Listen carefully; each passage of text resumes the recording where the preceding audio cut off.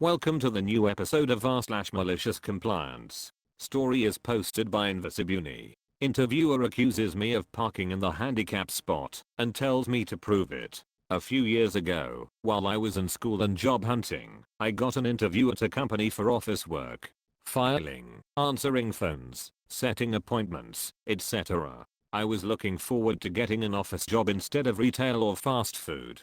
The building had big window walls that overlooked the parking lot, so you could see cars pulling in and parking. I pull into the lot and park my car. I get out and walk into the office. Now as I'm walking in, I note that there is a car parked in the handicap space in the front of the office. This car looks just like mine, I should note. So I walk in, and I'm greeted by the manager, who kind of gives me a scowling look. It made me uneasy a little as we walked back to his office. We sit down, and he is asking me questions in a bit of a clipped tone. He seems annoyed by my answers and I don't understand what's going on at this point. Finally he says, "Do you always park in handicap spaces?" I'm confused, so I ask him what he means. He goes on a rant about how entitled I'm for parking in the handicap spot at a potential place of employment, and I'm just getting more lost. I asked him what is going on because I didn't park in the handicap spot, I'm parked in the lot. He argues with me and says he watched my car pull in and saw me park there. I again told him that I didn't park in a handicap spot, but the car that I walked by in that spot looked similar to my car. He says that he knows that he saw me park and get out of the car. At this point I'm over the whole interview. I knew this would be a clusterfuck of a place to work for if this is the guy managing it. Then he goes a step further and says prove it. I grab my purse and get my keys out. I don't even bother waiting for him and just leave the office. He's jogging after me and hurried outside to stand and wait. His face went from smug arrogance to Pikachu real quick as I walked past the car in the handicap spot. He asked me where I was going as I walked over to my car. Then I turned around and made eye contact as I hit the button on my keys to unlock it and got in. He was starting to walk over to me, calling out that he was sorry about the misunderstanding, but I just put the car in reverse and left. I didn't even make eye contact with him as I drove away. ETA, this was my second interview, so the manager knows what I and my car look like. I don't know why he said he saw me. I'm assuming it was a lie to get me to admit I did it. I've pondered this many and I'd trust me. People have given some suggestion to OP on this post. Let's see. First suggestion from Gabs. An interview isn't just to see if you're hireable, it's to see if the company is worth working for. People forget that because modern day corporations act like you were blessed and kissed by God himself with the opportunity to work for them. You owe your entire life to them because at any moment they could not only make you jobless, but homeless too. Next suggestion from Nico, delisted refugee. I once was at a restaurant for a job interview. It was for a different business, not the restaurant, and was, rightfully, parked in the disabled spot. Our server came up to the table and said to me, "I know you aren't a cripple. I called a tow truck and you are going to be towed, of course." I showed the server my permit and let her know that I was indeed disabled. It was both hilarious because my disability is obvious and awkward. Anyway, I talked to management and contacted corporate about it. I never saw that server there again, and I didn't get the job. Next suggestion from Megared. Love it.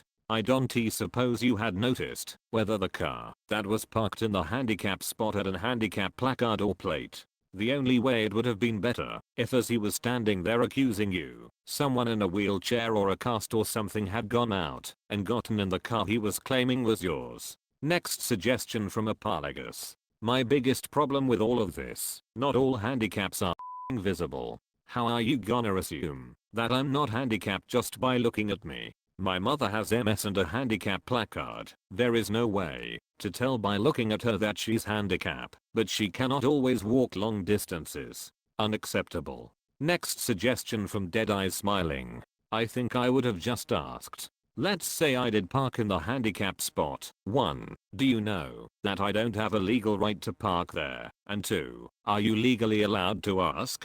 Let's read today's second news story, posted by Practical Ad. You are fired for obeying my rules. Please stay until we can replace you though. I love reading a good story here. This one is a little on the edge when it comes to malicious compliance. but I know the readers here would enjoy the story, and so here it is. Make up your own minds if it fits. It was 2005 and the lady I had met over the internet, having visited me in Australia and me visiting her in the USA, and meeting her folks and all that, she had now come to be with me, and we had married.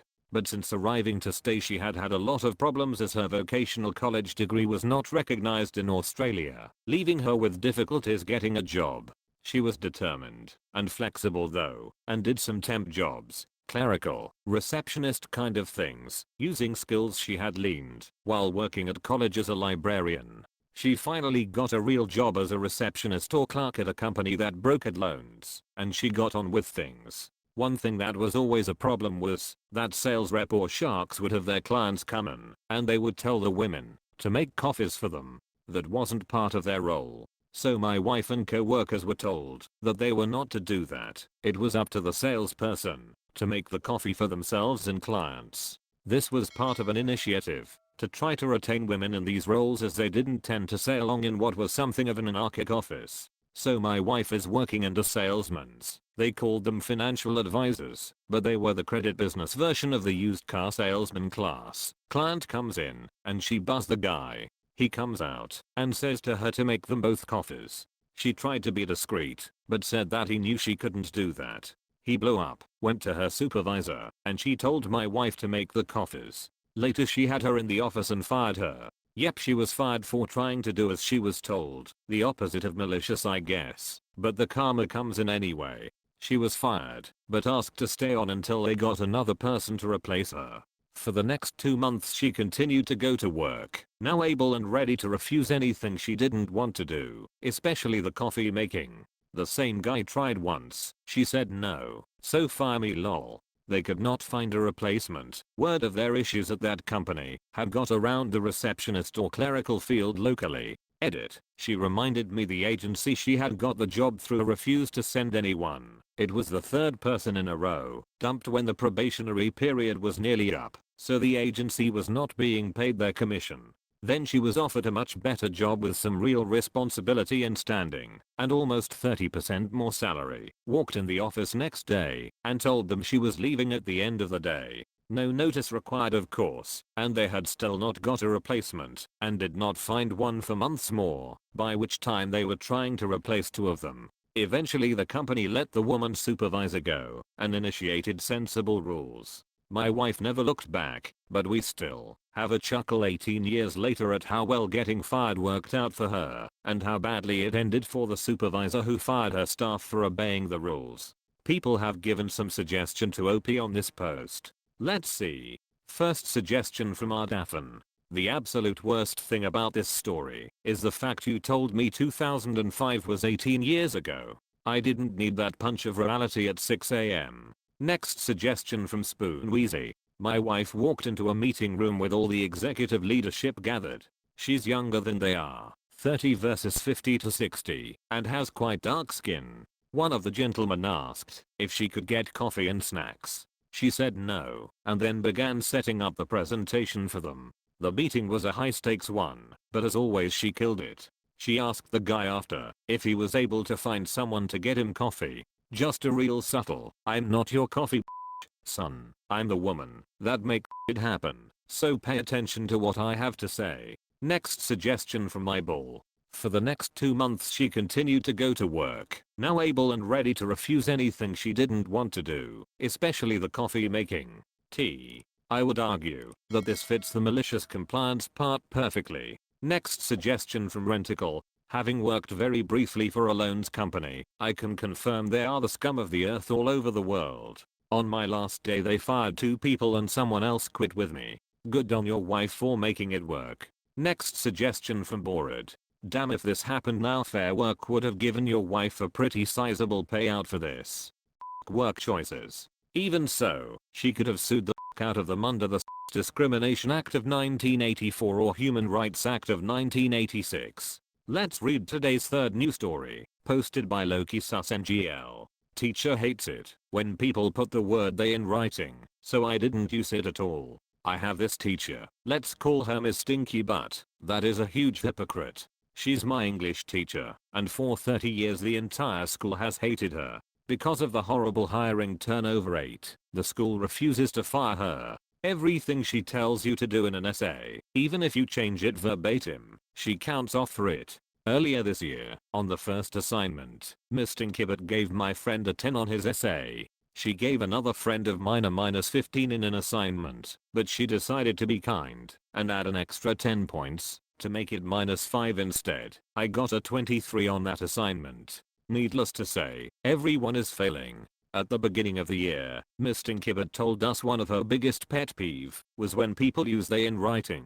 She said it was illogical and grammatically incorrect, and that we should be using he or she instead. She told us she would take off a lot of points if she saw us using they. Needless to say, I've complied. In every single essay I've written, I've never used the word they, even when referring to a group of people.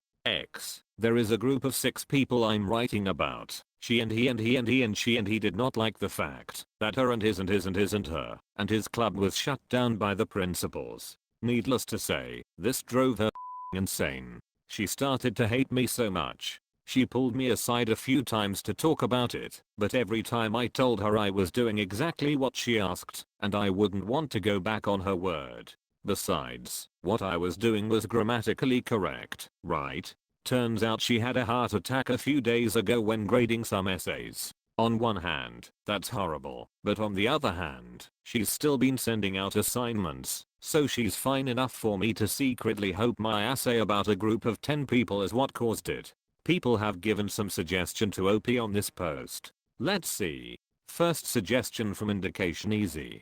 Time to write a get well card with a gift and write. I spoke to the rest of the class and he and she and she and he all wanted to do something nice to help cheer you up in recovery. Next suggestion from Evil Creamsicle. Also, I don't know if this was intentional, but in this post you also didn't use the word they except when referring directly to the word they. So, props. Next suggestion from Onion Tamer. When I was in school forever ago, there was a teacher that forbade use of be verbs, be, are, were, was, will, in any of the essays she assigned. I was lucky enough to know about this and signed up for a different writing class, but many of my friends had her class and the wordy convoluted ways they had to wind around the point in order to avoid saying, I'm doing this, or that or whatever were god awful. Next suggestion from Abstruse. Your English teacher is bad at her job. The first recorded use of the singular they in the English language predates the first recorded use of the singular you by around a century. Singular they is also preferred by both the Chicago Manual of Style and the AP Style book. Next suggestion from Joe MC. To be clear, she will give grades less than 0, which is the score someone gets if they don't turn in the essay, so that the student would have been better off if they hadn't bothered to write anything. Thank you.